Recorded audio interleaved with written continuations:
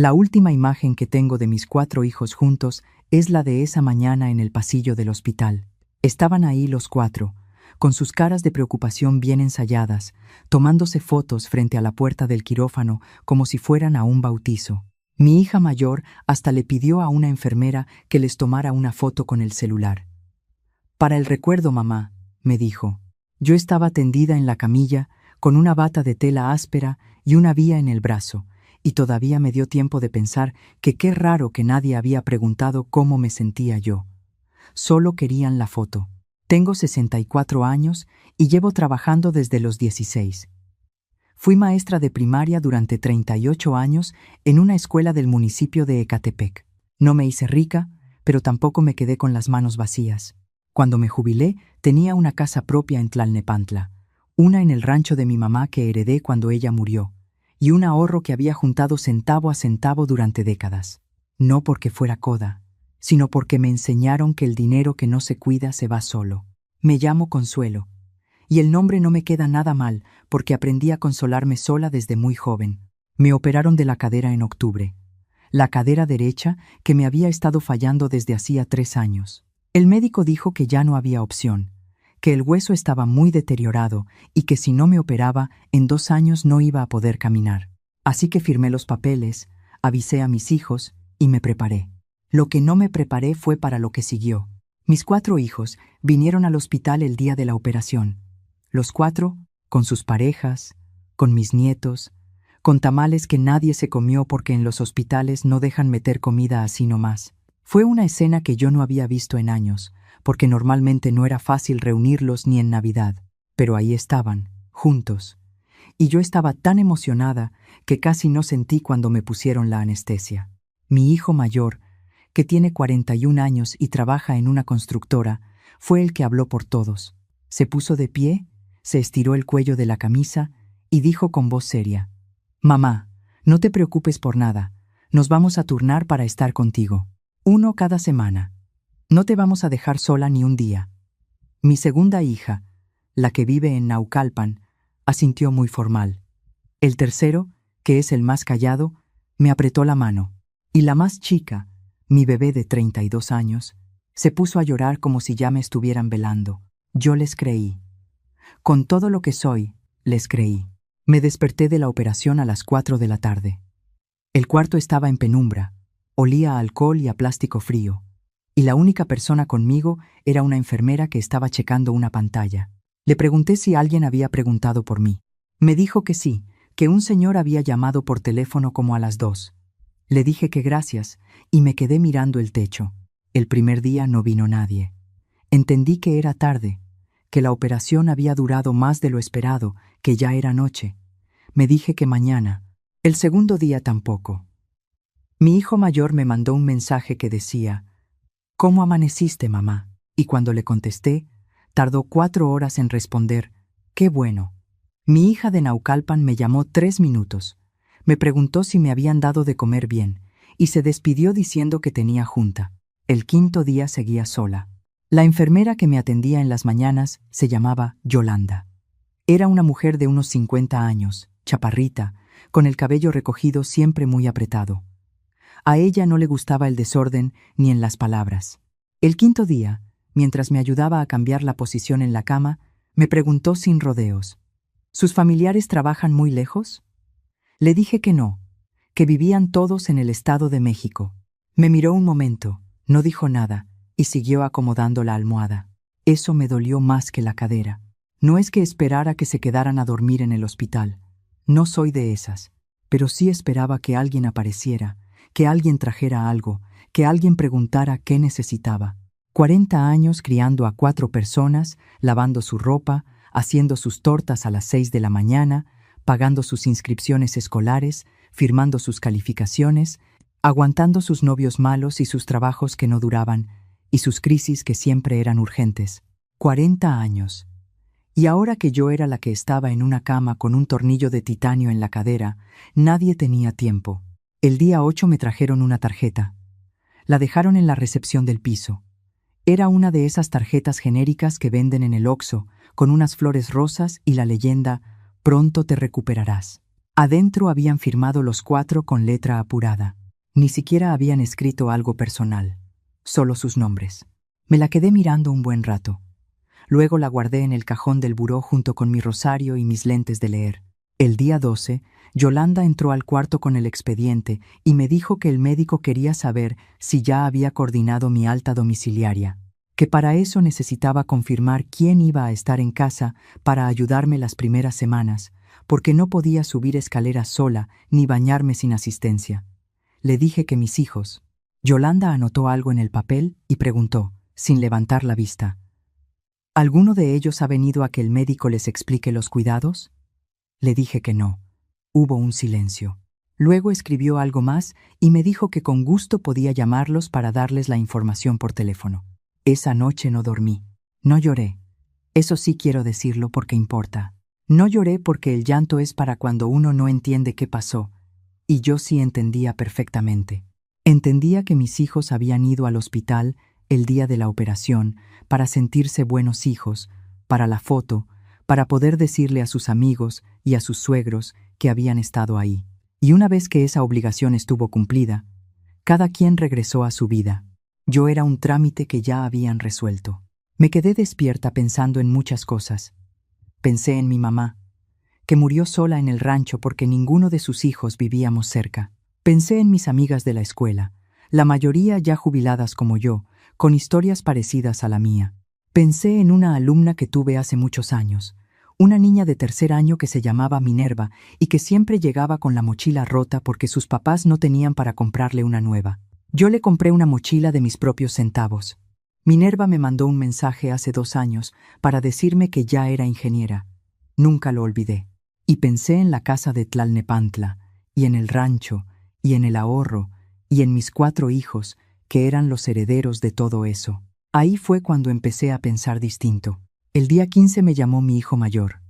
Fue la llamada más larga que habíamos tenido en semanas. 12 minutos. Me preguntó cuándo me iban a dar de alta, porque quería organizarse. Le pregunté qué significaba organizarse. Me explicó que él tenía mucho trabajo ese mes, que su esposa también, que los niños tenían actividades, pero que iba a ver cómo acomodaba los tiempos. Le dije que no se preocupara. Me dijo: «Qué bueno, mamá. Ya sabía yo que ibas a entender». Colgó. ¿Entender? Sí, entendí muy bien. El día 17 le pedí a Yolanda que me ayudara a sentarme en el sillón junto a la ventana. Me senté ahí una hora larga, viendo el estacionamiento del hospital, los carros que entraban y salían, la gente que llegaba cargando bolsas con comida y flores para sus familiares.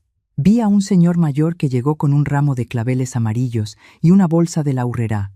Vi a una muchacha joven que llegó corriendo con el uniforme de trabajo todavía puesto. Seguro venía directo de su turno. Vi a una familia entera que llegó en 2 carros y se bajaron todos de golpe, haciendo ruido, regañándose entre ellos en el pasillo. Nadie llegó para mí. Y en ese momento tomé una decisión.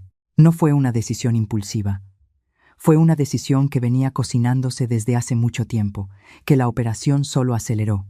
Porque la verdad es que yo ya sabía, en algún lugar que no quería ver, que mis hijos me querían de la misma manera que uno quiere un mueble cómodo. Está ahí. Uno lo usa, no piensa en él, y solo lo nota cuando ya no está. El día 20 me dieron de alta. Nadie fue por mí. Le avisé a mi hijo mayor con 2 días de anticipación. Le dije la fecha, la hora, el nombre del hospital, el piso.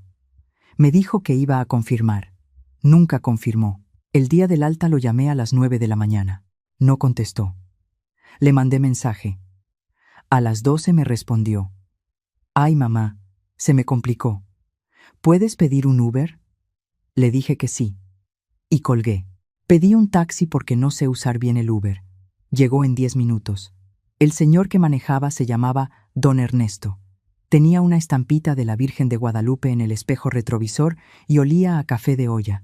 Me ayudó a subir al carro con más cuidado que cualquiera de mis hijos. Le di las gracias 3 veces, y él me dijo: «Para servirle, señora, que se mejore mucho». Pero no le di mi dirección de Tlalnepantla. Le di la dirección de una notaría en Cuautitlán. Llegué con la ropa que traía puesta desde el hospital, el cabello suelto porque no había quien me lo peinara, y caminando con el andador que me había dado el médico. La secretaria de la notaría me vio entrar y se levantó de inmediato a ayudarme. Le dije que tenía cita con el licenciado Torres. Me dijo que sí, que me esperaba. Había hecho esa cita 10 días antes, desde el hospital, por teléfono. Cuando uno tiene tiempo de sobra para pensar porque nadie va a visitarlo, aprovecha bien las horas. El licenciado Torres era un hombre de unos 55 años, bigote canoso, manos grandes. Me recibió con un apretón de manos firme y me ofreció agua antes de que yo dijera nada. Eso me cayó bien. Le expliqué lo que quería hacer. Me escuchó sin interrumpirme. Cuando terminé, abrió una carpeta y me dijo: «Señora Consuelo, todo lo que me está pidiendo es completamente legal y está dentro de su derecho. ¿Está segura?». Le dije que sí. Me preguntó si quería tomarse unos días para pensarlo. Le dije que llevaba 17 días pensándolo en una cama de hospital. No dijo más. Sacó los documentos. Lo que hice esa tarde fue lo siguiente. Modifiqué mi testamento. La casa de Tlalnepantla la dejé a nombre de una asociación civil que apoya a maestros jubilados en situación de vulnerabilidad, una que conocí hace años por una colega. El rancho lo puse a nombre de mi sobrina Remedios, la hija de mi hermana fallecida, que es la única persona de mi familia que me ha llamado cada semana desde que me operé, desde Zacatecas, sin que nadie se lo pidiera. Y el ahorro lo dividí en 2 partes, una para mí, para mis gastos mientras viva, y otra para una beca escolar en la primaria donde trabajé 38 años. Mis 4 hijos quedaron fuera de todo. Firmé durante 40 minutos. El licenciado Torres me ofreció café al final. Tomé el café despacio, sentada en esa silla de cuero oscuro, con mi andador recargado en el escritorio, y sentí algo que hacía mucho tiempo no sentía. Tranquilidad, no alegría, no triunfo. Solo una calma muy profunda, como cuando uno ordena un cajón que llevaba años revuelto. Después, le pedí al licenciado que me ayudara a llamar un taxi. Me acompañó hasta la puerta. Esa noche sí llegué a Tlalnepantla. Había pedido ayuda a mi vecina Gloria, una señora de 70 años que vive sola desde que su marido murió, y que cuando le expliqué la situación me dijo: «Mija, cuente conmigo sin dudar ni un segundo». Gloria me tenía la cama tendida, un caldo de pollo en la estufa, y sus 2 perros falderos que se me subieron encima en cuanto entré. No pude evitar reírme. Hacía semanas que no me reía. Dormí esa noche de un tirón, algo que tampoco había logrado en el hospital. Pasaron 3 semanas. Mis hijos me llamaban de vez en cuando, mensajes cortos, algunos días nada.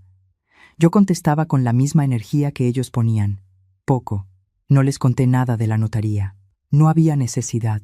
Los documentos ya estaban firmados, registrados, legalmente válidos. El licenciado Torres tenía copias. Yo tenía copias. No había marcha atrás, aunque alguien quisiera darla.